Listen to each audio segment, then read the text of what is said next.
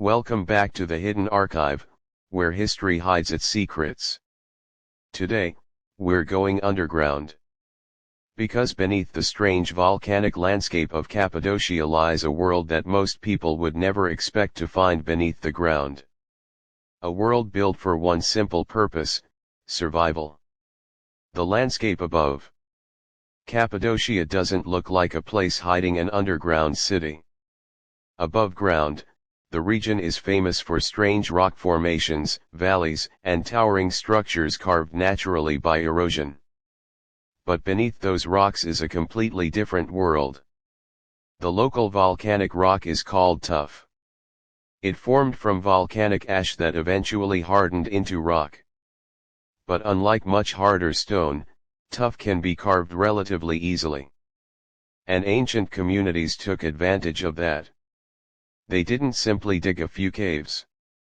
They carved entire underground settlements. UNESCO describes Cappadocia as containing an extraordinary concentration of rock-hewn dwellings, churches, villages, and subterranean cities. And among the most remarkable is Derinkuyu. But here's where the story gets strange. Why would anyone need an entire city, underneath the ground? The discovery Derinkuyu wasn't always known to the modern world. Its underground passages had remained hidden beneath the surface for centuries. The commonly repeated modern discovery story dates to 1963, when a resident in the Derinkuyu area was renovating a home and discovered a hidden opening leading into the rock. What followed was not simply the discovery of a forgotten room. It was the beginning of the exploration of a huge underground complex. Passageways led into other rooms. And those rooms connected to more tunnels. Then more levels. The deeper researchers went, the larger the mystery became. The city wasn't just a hole in the ground. It had been designed. And whoever used it had thought about something extremely important. How do you survive underground a city without sunlight? Imagine spending hours underground. No sunlight. No open sky. No normal streets. And yet Derinkuyu contained many of the things a community would need to survive. There were areas for storing food. Spaces associated with livestock. Living areas. Religious spaces. And ventilation shafts designed to carry air through the underground complex. The passages could be extremely narrow. Some were deliberately shaped in ways that made movement difficult. And this wasn't an accident. According to UNESCO material on Cappadocia's subterranean cities, narrow, low galleries could help restrict the movement of enemies. But there was another feature that makes the place feel almost like an ancient fortress. Massive circular stone doors. These could be moved into position to block passages. So if an enemy entered the underground city, they couldn't simply walk straight through it. They could be stopped. And trapped. The strangest part: air. But defense wasn't the biggest problem. Air was. Think about it, if hundreds or even thousands of people hide underground, they still have to breathe. And Derinkuyu's ventilation system is one of its most impressive features. Vertical shafts connected the underground spaces with the surface, allowing air to circulate through the complex. Modern descriptions of the site report dozens of ventilation shafts, while the full extent of the underground network remains difficult to establish. This means the builders weren't simply digging randomly.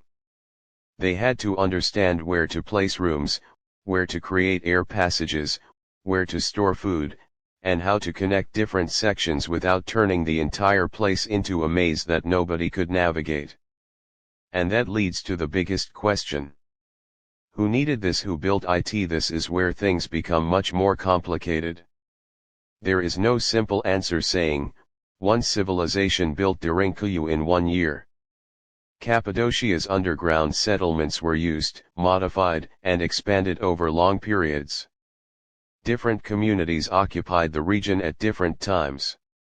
The exact origin of the earliest parts of Derinkuyu remains debated. Later Christian communities definitely used underground spaces in Cappadocia. But some theories place parts of the underground tradition much earlier. So instead of imagining one ancient civilization suddenly deciding to build an underground city, it's more accurate to think of Derinkuyu as a place that developed over generations. People carved. Others expanded. Later communities reused existing spaces. And eventually, the underground world became enormous. Chapter 6 Why go underground? So what were they hiding from? The strongest explanation isn't aliens. It isn't lost technology. And it doesn't require a mysterious super civilization. The simplest explanation is much more human. Danger. Cappadocia was repeatedly affected by periods of conflict and political instability. Underground settlements could provide temporary refuge. Instead of defending a city above ground, people could disappear. They could seal passages, hide food, protect animals, and wait until the danger passed. That makes the underground city even more fascinating. Because its greatest achievement wasn't architecture. It was concealment. From the surface, there might be almost nothing to see. But underneath, an entire community could be waiting. One of the most repeated claims about Derinkuyu is that the complex could shelter up to around 20,000 people, along with animals and supplies. But that number should be treated as an estimate of possible capacity, not as proof that 20,000 people permanently lived underground at the same time. And that distinction matters. Because Derinkuyu was probably not an underground version of a normal city. It was more likely a refuge, a place designed to keep communities alive when remaining on the surface became dangerous. And suddenly, all those strange tunnels make sense. The narrow corridors. The storage rooms. The ventilation.